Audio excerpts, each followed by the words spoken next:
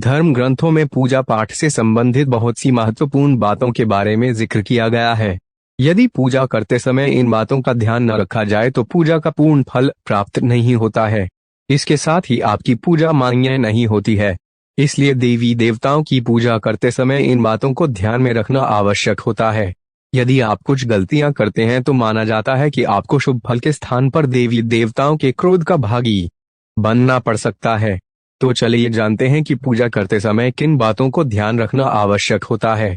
हिंदू सनातन धर्म में पंचदेव माने गए हैं। प्रतिदिन पूजा करते समय इन पंचदेवों का ध्यान अवश्य करना चाहिए, तभी आपको पूजा का पूर्ण फल प्राप्त होती है।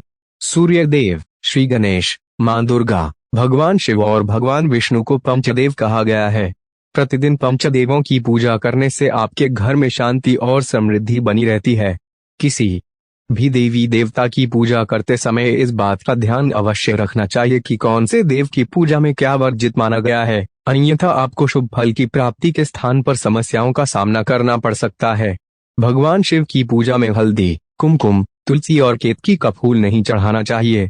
इसके अलावा भगवान गणेश की पूजा में भी तुलसी वर्जित मानी गई है।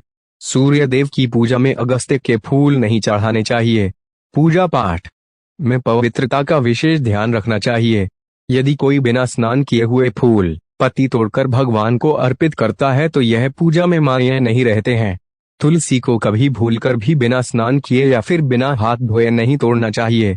इस बात का पूरा ध्यान रखें कि जहां आपका पूजा स्थल है उसके ऊपर किसी भी प्रकार का भारी सामान या कबाड़ नहीं रखा होना चाहिए। आपको ये जानकारी अच्छी लगी हो तो चैनल को लाइक, शेयर और सब्सक्राइब जरूर करें।